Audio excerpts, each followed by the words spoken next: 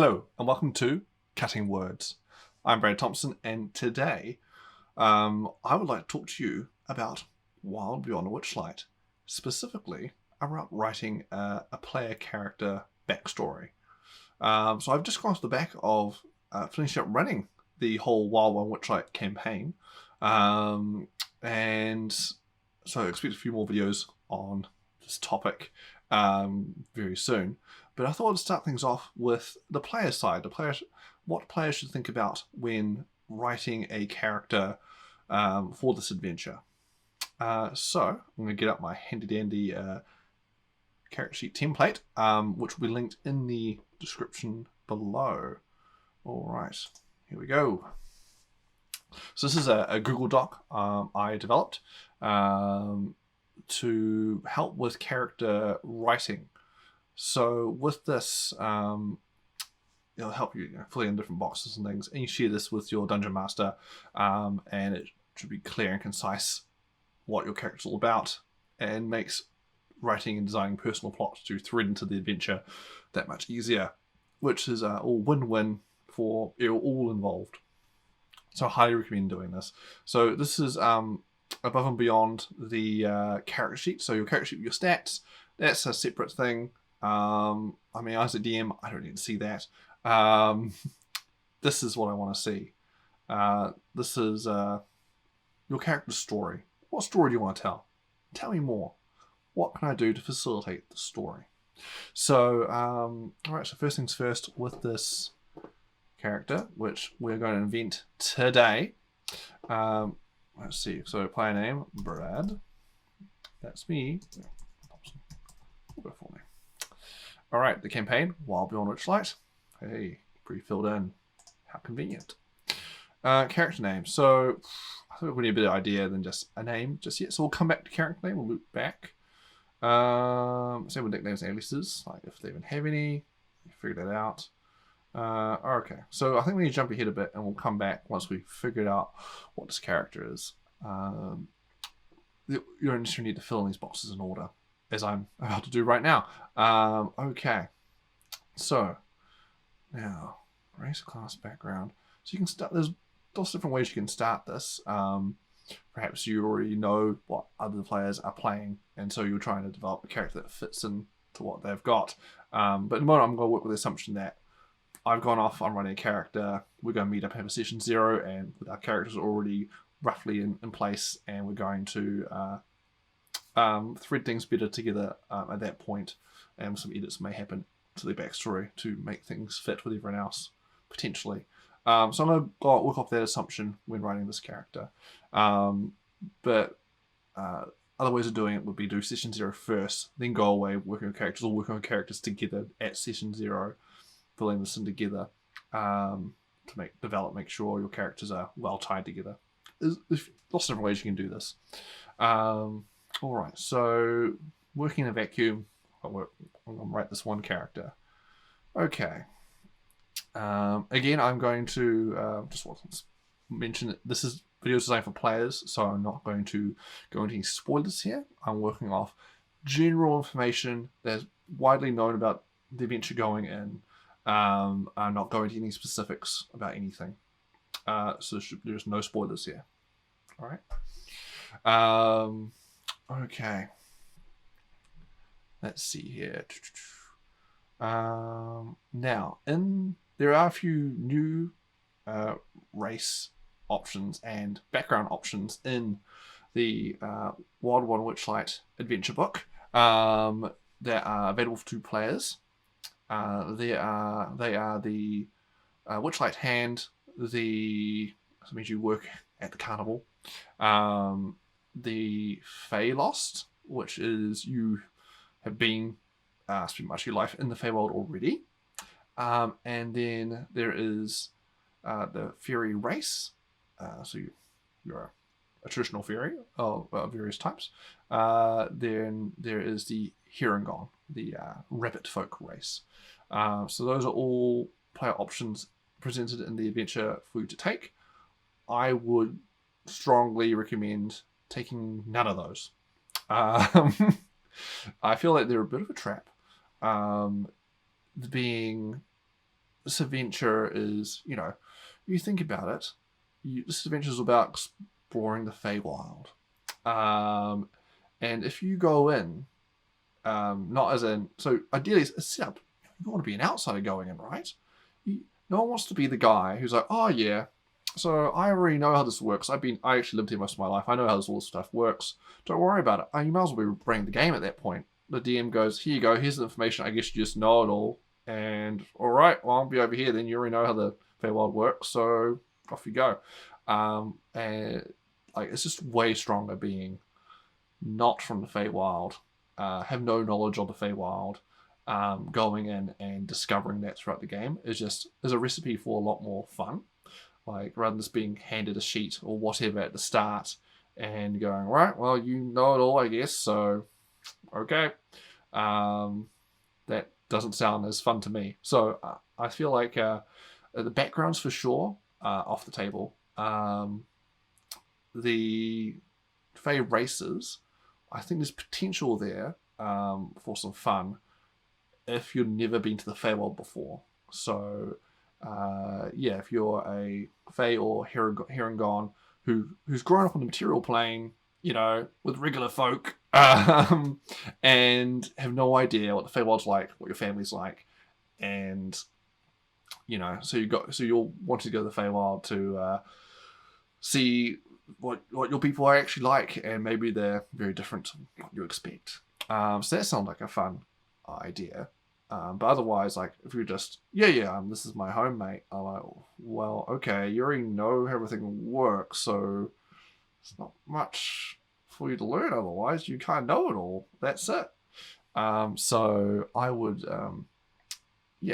be careful when taking those Fey race options, as well as the other race options that are available for that also have links to the Feywild, not just the ones presented in the book.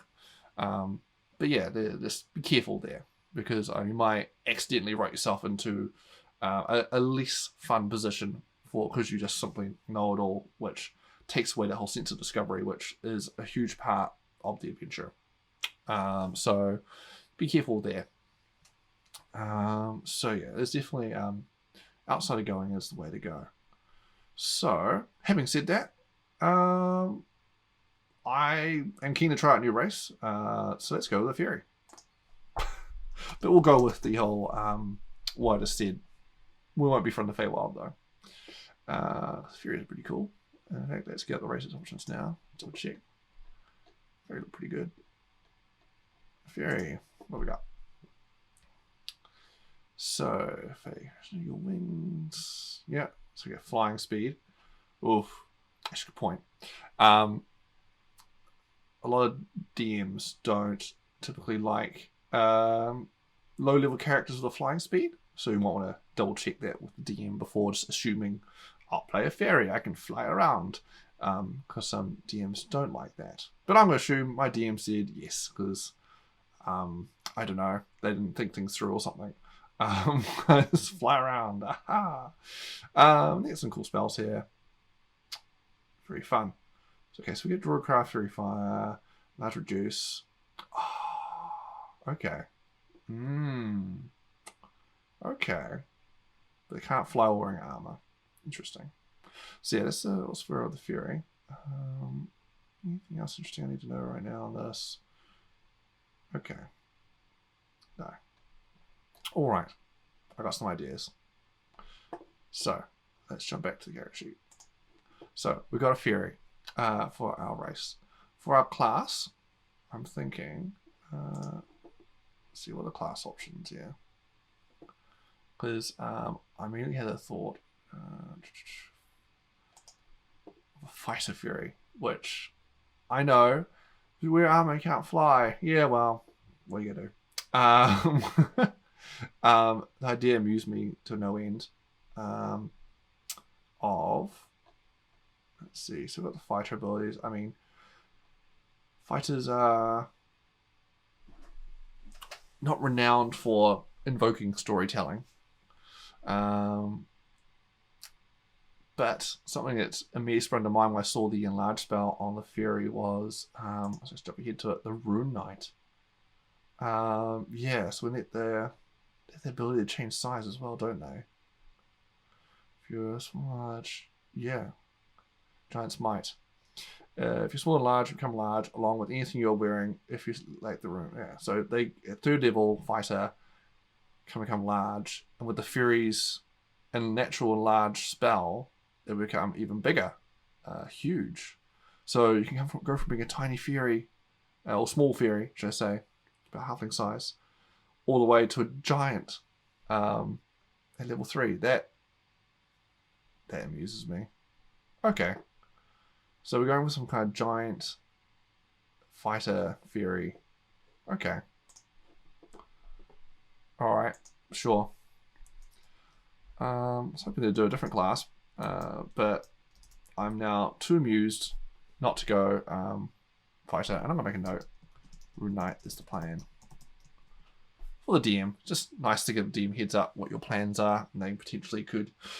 Sometimes you get a DM who likes to thread in elements into the adventure, like unlocking the subclass or story thread. So, like in the case of a Rune Knight, you're collecting the theme is you're collecting runes to to empower your giant abilities you get, and so the DM might, put a magic rune or something in the game that could allow the as a story point unlock for the subclass. Sometimes they do that. DMs do that, and it's a bit of fun when they do.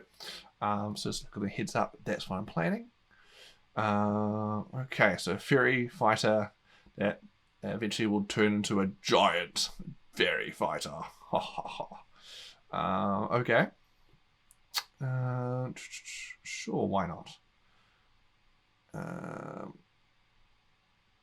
Background. Okay, so a giant Fairy Fighter. Let's get some backgrounds. Oh, gosh, what am I doing back to top? All right, let's go backgrounds.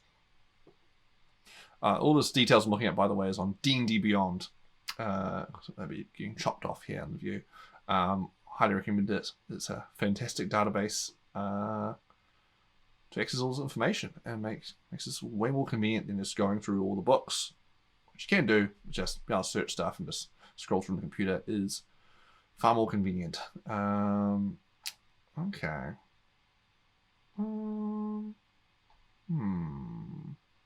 I think, okay.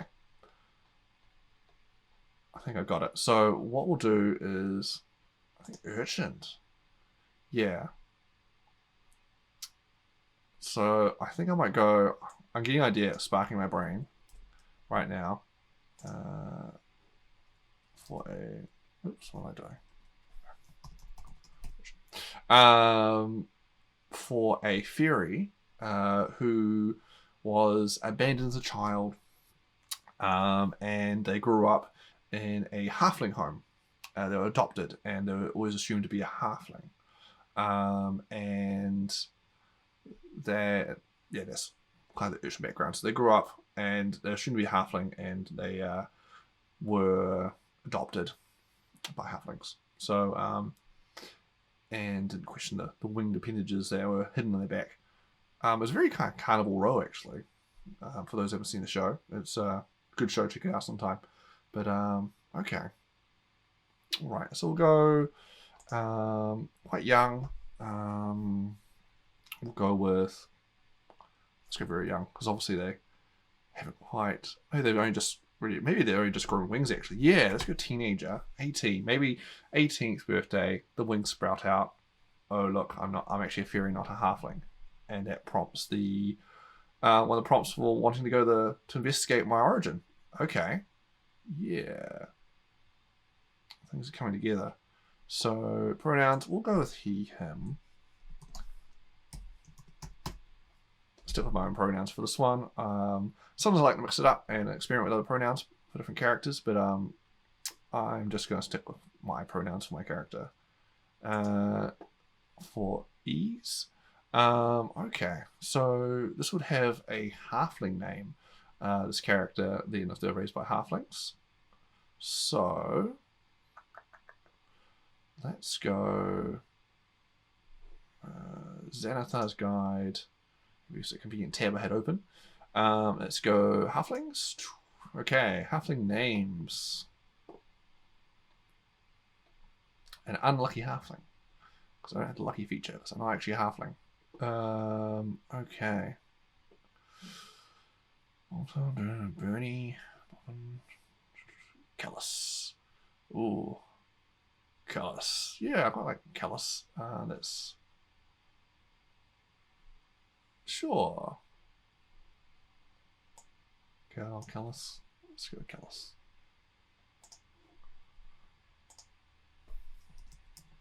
Callus, and I guess I'd have an adopted last name. So imagine this halfling is Callus is like it's tough. You know, tough fighter type, but is actually a fairy. Yeah, the kind of juxtaposition. Should be quite fun. A tough, serious fighter who's actually a fairy. Trying to find out about their origin. Let's see here. Halfling family names. Some Big Heart. Cockatoo. Elderberry. Honeydad. Jamjar. Oof, not very. Halfling last names aren't very serious, but I guess it doesn't have to be because it's adopted. Oh, Shadowquick. That's not bad. And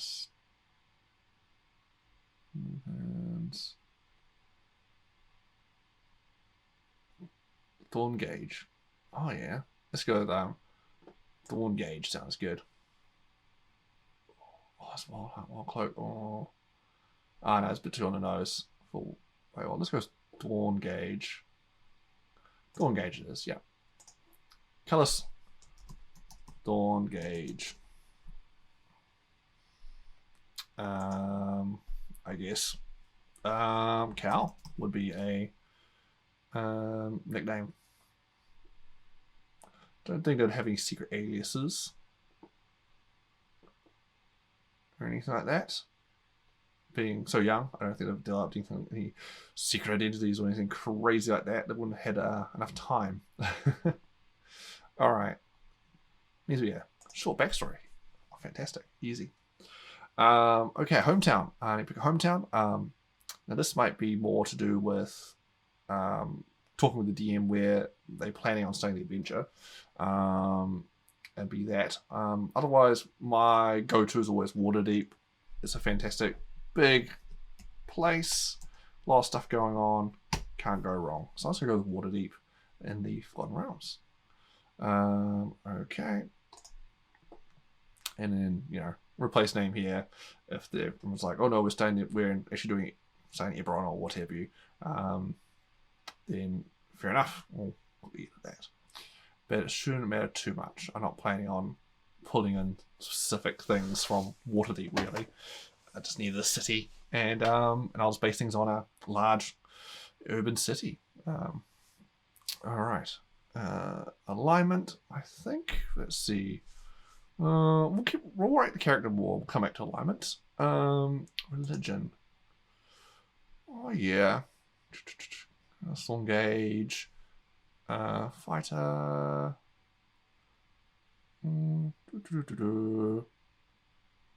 Seven gods. Actually, I don't think D&D Beyond has an index of deities. That would be convenient. No. Oh, that's right. I'll go off memory. Let's just go with Timora, I think, because this doesn't strike me as a particularly religious character, but I feel like Timora's a good one. Often worshipped by halflings, goddess of luck, and adventurers worship her a lot. So she seems like a solid choice. If in doubt, yeah, that'll do. Oh, there's also actually there's quite a whole Rune Knight thing. Giant gods. Oh, I could do a giant god actually. Give it a slight religious flavor to the Rune Knight. I guess. Okay. What about... I'll think about that. We'll leave it tomorrow for now. Maybe I'll go a giant god. Alright. So, character concept in one sentence. So, this is character concept in one sentence is the give me a one-line pitch of the character for the DM to can read it and go, oh yeah, I know what the character's about. Just if I only read that, then I have a good idea. I can look up specifics as I go through, just so there's no surprises that can be missed in there if you don't have a line like this where there's read through the backstory and they don't pick up on the point of it. So this is kind of the one line to go, all right, this is what the character's kind of about. So character concept in one sentence. Okay. Let's see here.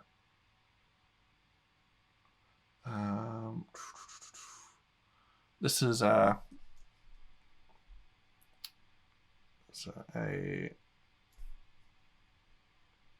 I'll come back. We'll write more of the backstory and come back to this, I think.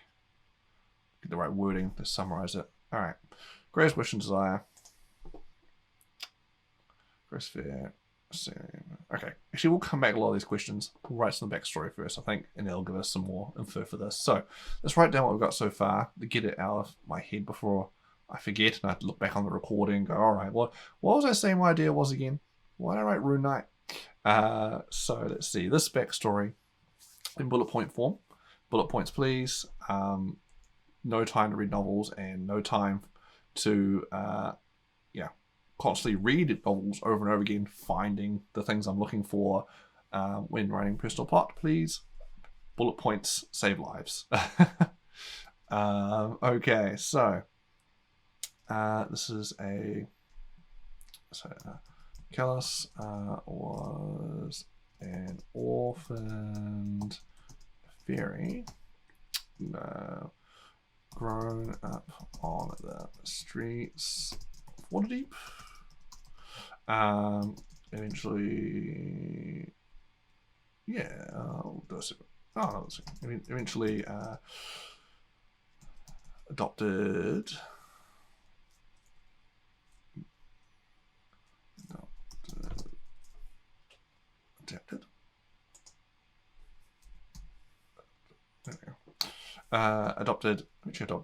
and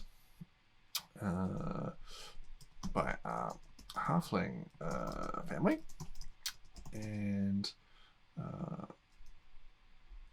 was raised believing a halfling.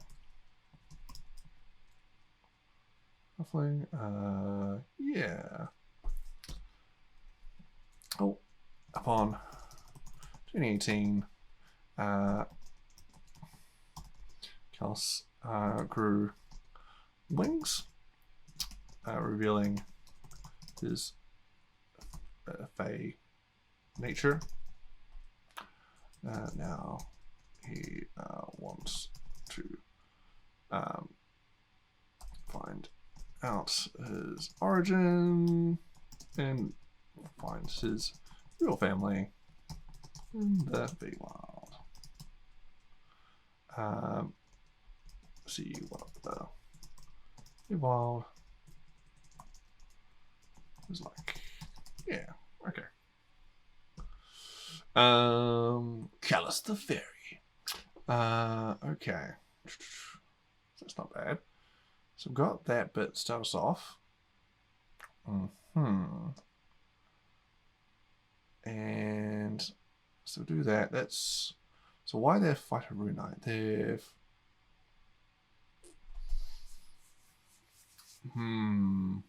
maybe due to religious angle because that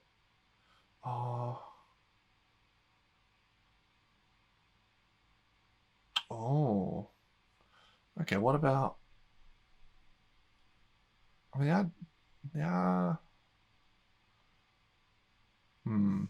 so with classes, you see, this is a good segue into classes.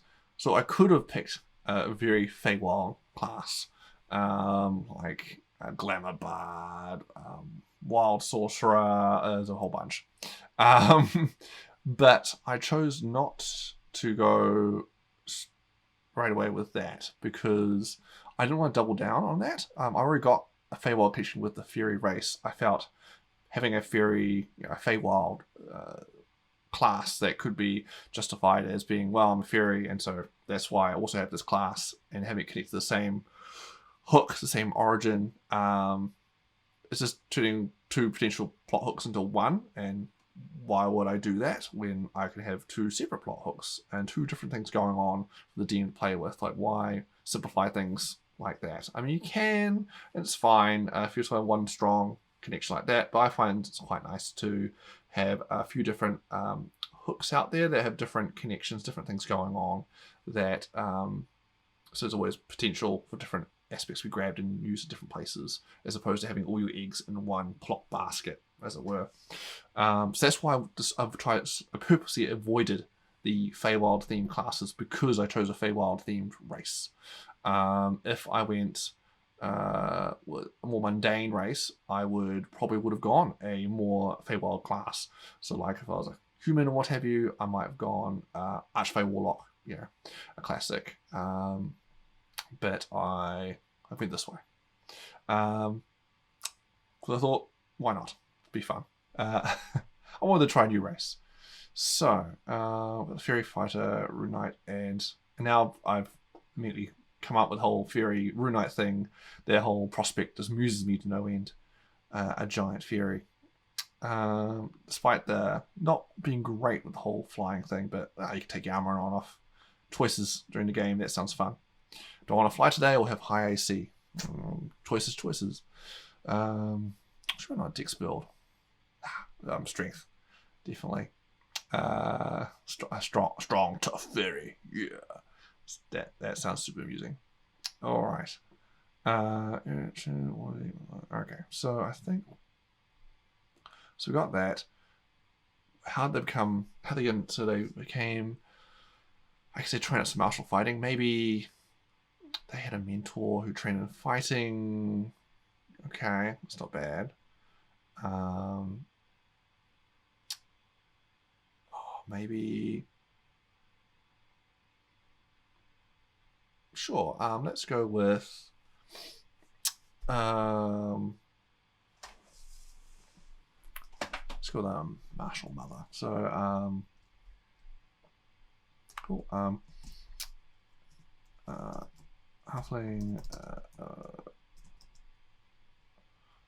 adopted mother. Name. I should give her a name. Names, please. Character names. Names. No names. Halfling. Okay. Halfling for your names. All right. Seraphina. Sounds good to me.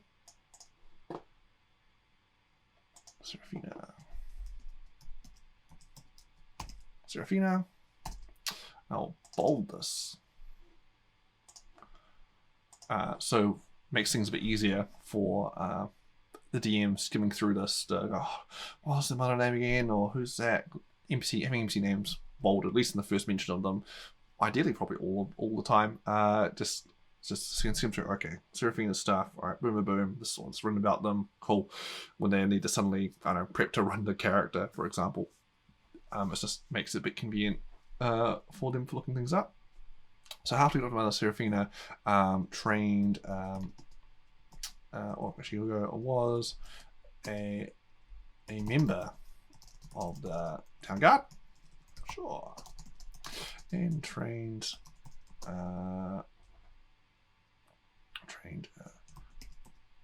Callus up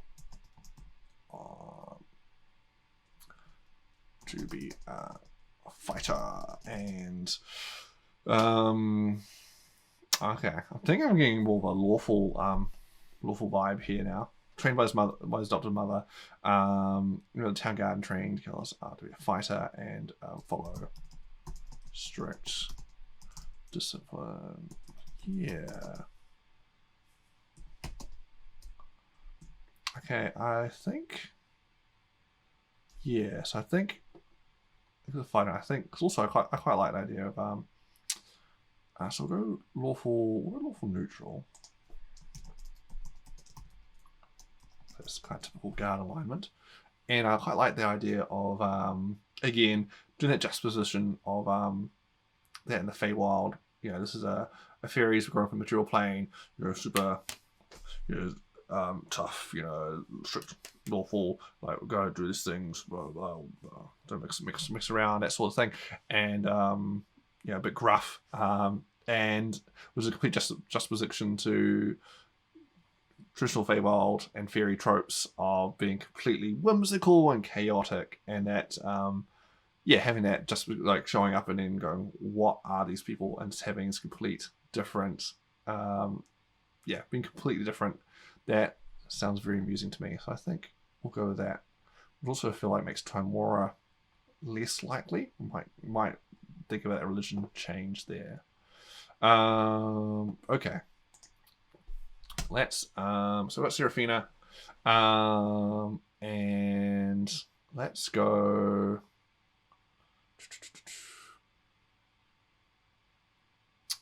Okay, so let's go with and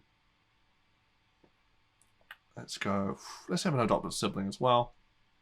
Yeah, halfling adopted sibling. Let's go with brother. Yeah, halfling adopted brother. Back to character names. Okay. Oh, there's names. Halfling. Down. Male names. Here we go.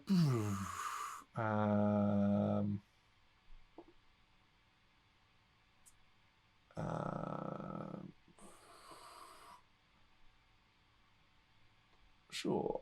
Garth. Hey, Keith's here. Hilarious. Let's go Garth.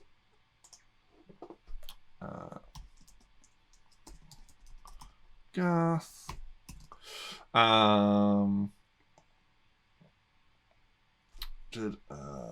Let's go with younger brother. No. Yeah, let's go with younger brother. It's a bit younger. Only a little bit vague. Younger brother. Yeah, that's even some flexibility with some ages here. Younger brother Garth disappeared. One day. Here we go. Seraphina.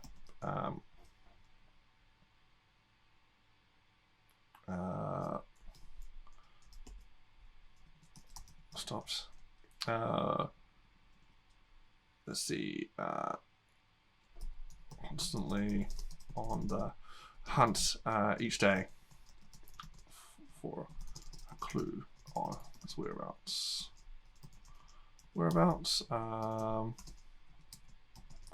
Feared he ran away.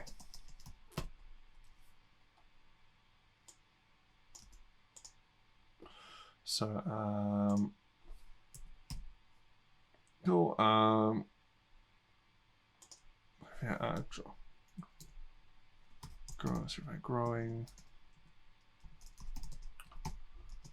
Distant.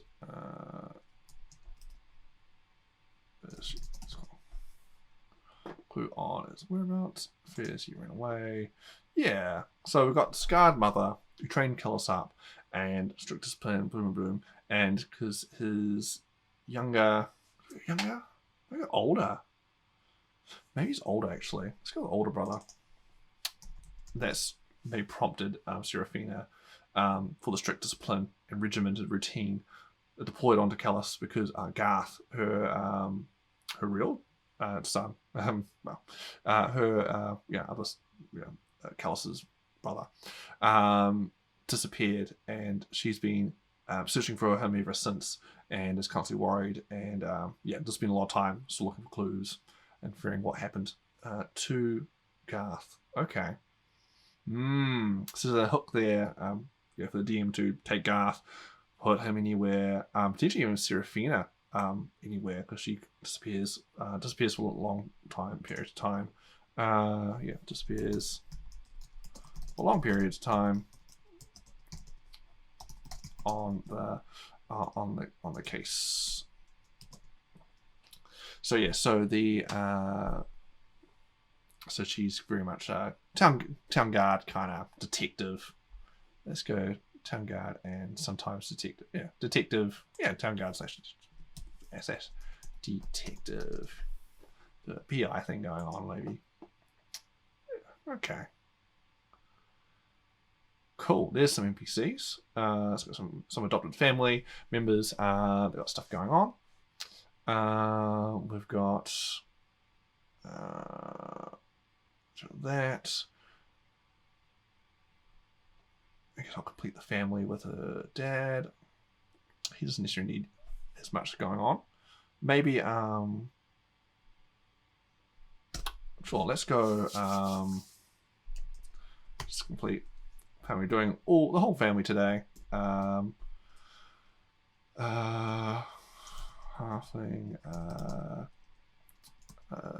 adopted father.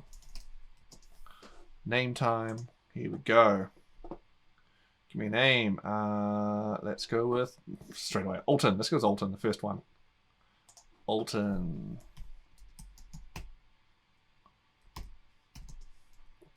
Alton. Let's see. He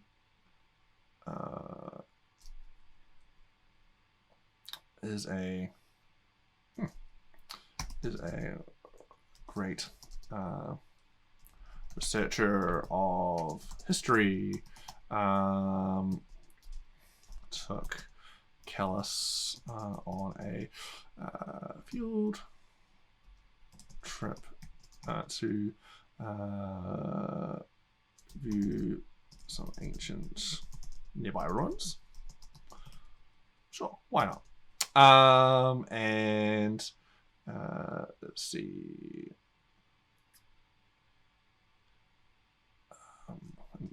That is where Callus first encountered giant runes.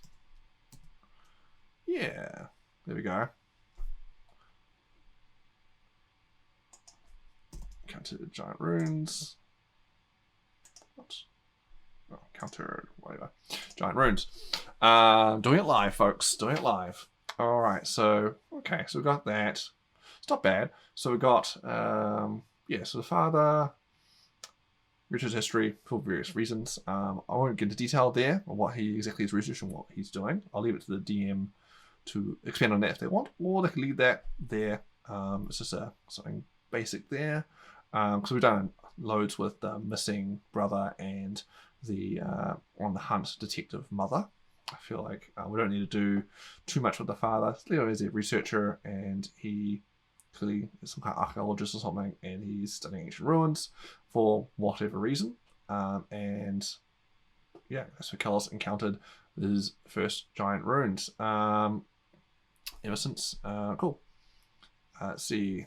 Let's do a new tab actually for this one. So ever since that encounter,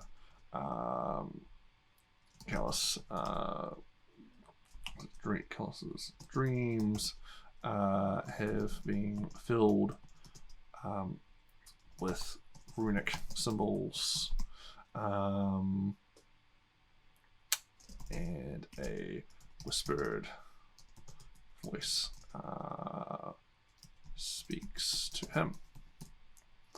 Yeah, whispered, so the DM has his full latitude to genderize and do whatever, decide who that is later. And when they potentially could give a more detailed dream that reveals more. So a little bit vague. So clearly there was some kind of encounter, giant runes. Let's go actually there. When he touched the rune, there was a flash of light, and he passed out for he briefly passed out. There you go. it's very classic, right? The classic trope of superhero, or one of those classic trope superhero origins, isn't it? Where you kind of, ooh, what's the strange alien artifact or whatever, the strange ancient artifact, and you touch it, and there's a flash, and you'll be invested by there's some potential magical powers of some kind. That's quite cool. Why not? Easy. And that's completely separate from the whole fairy origin too, in theory. I mean, the DM could potentially connect it up. Might be a little bit of a stretch, but it's possible. Anything's possible, really. So there we go. And okay. Well. We've got quite a lot going on with not many bullet points. I don't know if we need to do much more than that. Yeah, he wants to know. Yeah, he wants to know more. Wants to know more.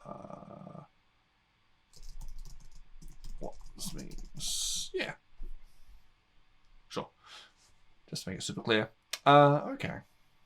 So we got that. We got the. Okay. I think we're pretty good there. Okay, let's go back up top and fill in some more of these boxes. So I think Tomorrow's gone. We will go with. Actually, we'll leave it blank. Maybe they haven't picked a.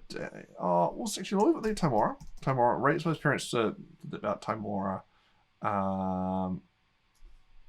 I'll leave it / whispering voice. Whispering dream voice. You know. There's some latitude there. Leave it a bit vague. Clearly raised by Tomorrow.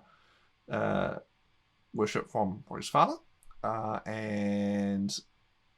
now he's potentially being persuaded by his whispering dream voice. It means if it's deity or not, who knows?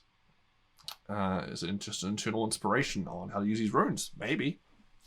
Okay, we'll leave it like that. So we're only going hard out on the giants.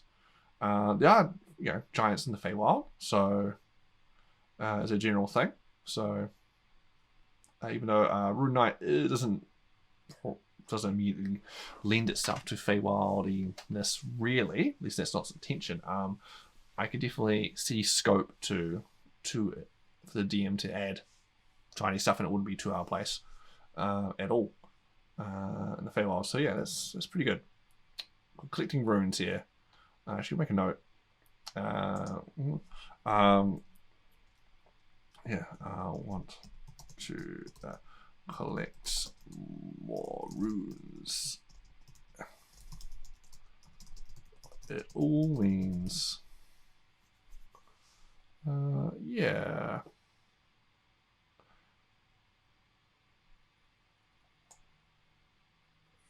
Cool. Cool. Let's just type this up. Let's get more runes and figure out. Cool. Wonderful. So we got that. We got character constant 1 sentence. Sure, I think we can do that now. So character concept in 1 sentence. We have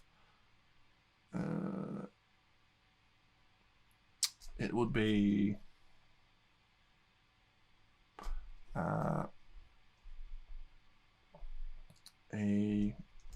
an abandoned fairy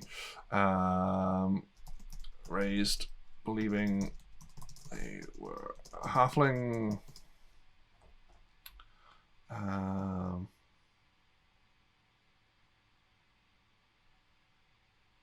wants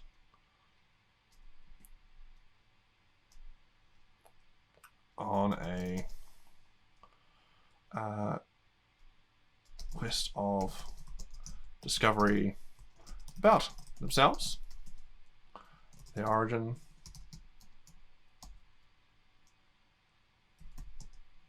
and sure, and I guess giant runes too, and about themselves, their origin, and magic runes, magic giant runes. There we go. that's kind of what they're about.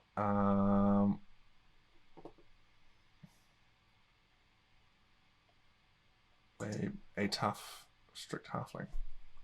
Tough, strict halfling.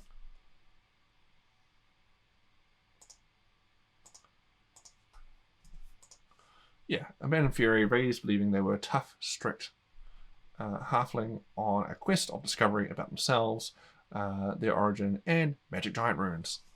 There we go. That's pretty good. Great Wish Desire. Oh, I don't know if we can do just one. We'll do a priority order, I guess. Keen on finding Garth. Let's see. We'll do bullet points. Bullet points.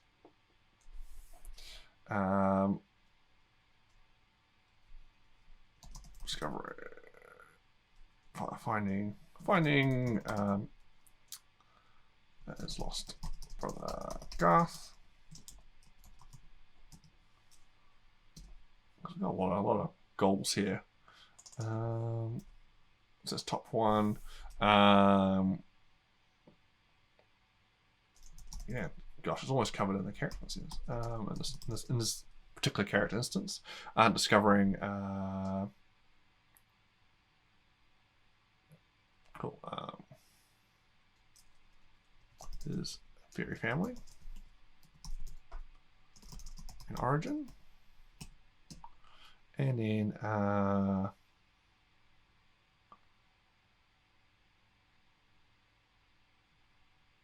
that'll be the giant runes, I guess. Learning more about the runes. All right. The top one being the Lost Brother.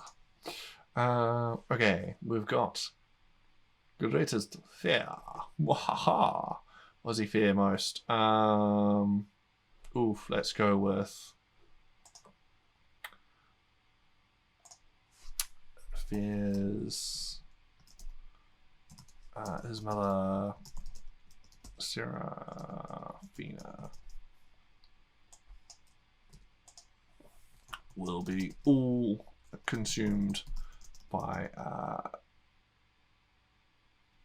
her search for Garth.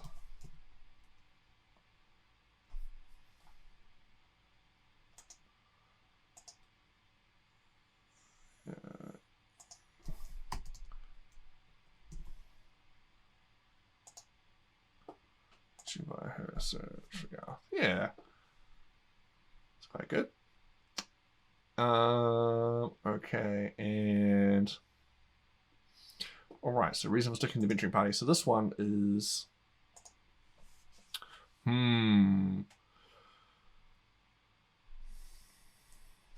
So reason for sticking to the venturing party. I would say.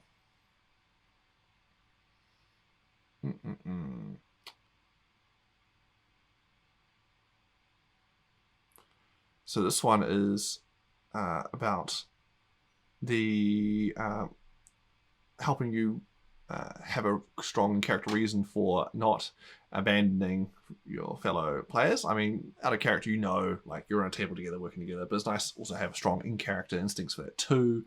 So everything's aligned rather than going, why am I with these people? I know I have to be here because of the game reasons. Like we're all here friends at a table, but having trying to lacking justification can lead to some trickiness at times. So it's good just to have that down on the outset. Let's see. Venturing party probably raised to going into an unknown dangerous situation alone is foolish and likely to end up like missing brother Garth. There we go. Man, that missing Garth brother is the gift that keeps on giving, apparently. All right. Sure, that's good enough. Ideally, you'd have more connections with other player characters at the table. But because we're working in a vacuum environment here where I'm not writing this with other characters in mind, well, I'm not doing that at the moment. But if ideally, you would communicate with your fellow players or potentially facilitate through the DM if you wanted some secret connections and figure out some different web of interconnectivity you have with the other players at the table. Maybe some of you are related, maybe some of you are related and didn't know it. Maybe some of you had separate side adventure or something happened that, you know, I know what you did last summer type thing, or something like that, shared secret of some kind, or that comes out that might affect other people at the table, or, you know, things like that. Have a web of connections that can really add to the dynamics of the table. But right now, we'll just have a general one of why he's here doing this with people. It's also, you know, being adventuring is a dangerous career. Why would you do this? Having some justification there is also helpful. Okay. One NPC came out why. I mean, I feel like I filled in a lot of the backstory, so I feel like we could copy paste some of this. I'm just gonna give another one. We'll go with. Let's keep doing Garth.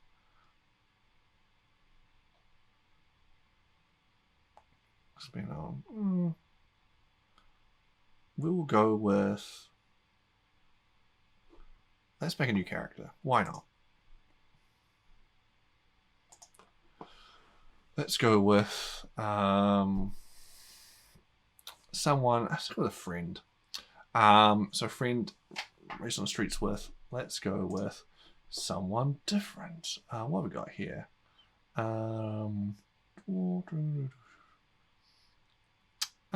Let's go with an elf. Sure. And elf child name Ang. Why not? A-N-G. So Ang. Cool. Elf.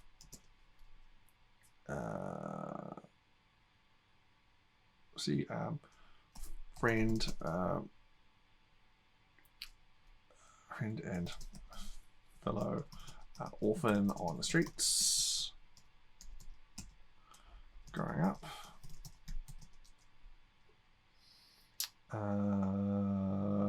We always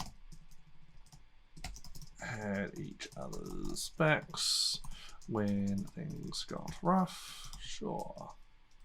And yeah, I owe him my life, and that I do not mean that likely. Yeah. Yeah. Sure. Could have some scenario when they're kids where Aang saved Callus and feels like he owes him a life debt. Sure, why not? And elf character. I chose elf on purpose because of their fey nature, potentially as well. They're quite good because elves could easily fit into Feywild, so there's potential there for the DM to pull this Aang elf character out. Who knows? And maybe they were Fey in disguise, or maybe Aang is just a Fey elf, and clearly I owed them one, and maybe there's something more there. Who knows? So it's just something there. I thought I'd throw in as a little extra other thing, because why not have extra things? Okay, more options. Okay. Oh, and finally, of course, what have you lost? So, in this adventure, there is some other potential adventure hooks that the DM will go over with you. I won't go into too much detail on that. I'll go into detail with that on the DM side when I do some DM side videos, because it is an optional hook, optional hook that I highly recommend taking. But I won't go into detail here in case the DM has decided not to run that hook in the book or make significant changes. So I'll say there's a box here that you can mention other things, much like what's like Garth here, but you can do more esoteric things where things have gone missing at certain points in your life, and or certain point in your life, and they could be very esoteric, and you can list those off there and how that's affected you, and you want to get them back. Is basically the gist of it without going into too much detail. So yeah, that is an option there, as well as there's another one as well. Again, I'll go into that in the DM side, and the DM will present those options to you. All right, so that is an example of writing a character for Wild Bond Witchlight. We did this in just under an hour. Easy. It's gonna be a long video. I might see if I cut that down. So yes, so just a quick summary now, going over the character we've just written live on camera. So yes, player name, me, campaign. So yeah, you're writing a character for the campaign. I mean, don't write characters in a complete void. That's just, if you write a character that doesn't fit the campaign, it's just going to make the Dungeon Master's job so much harder to tie your character into the setting, into the game, the story they have planned. And it's it's just more fun for all involved if you work together and kind of plan with the same kind of story in mind. All right, Callus Thorngate. Nickname's Cal. He, him, 18. Young Fury. Fighter Rune Knight. Yeah, Fighter Fury. They can eventually turn into a giant at level 3. Sounds amusing as hell.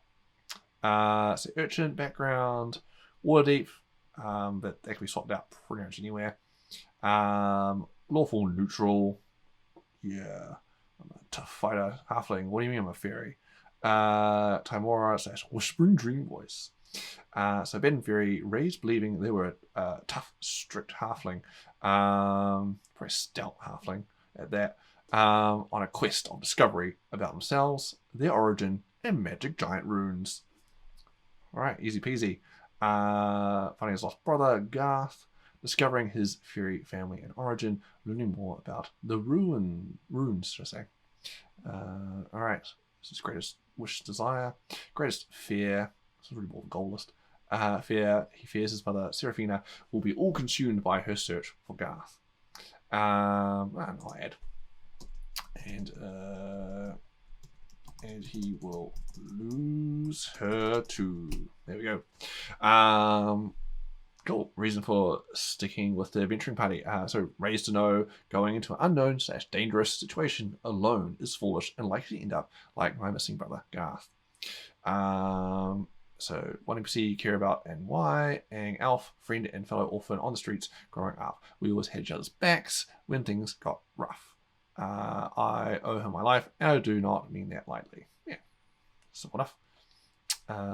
Cool. Well, you lost. I mentioned that earlier. I won't go over that again. And then finally the backstory bullet points.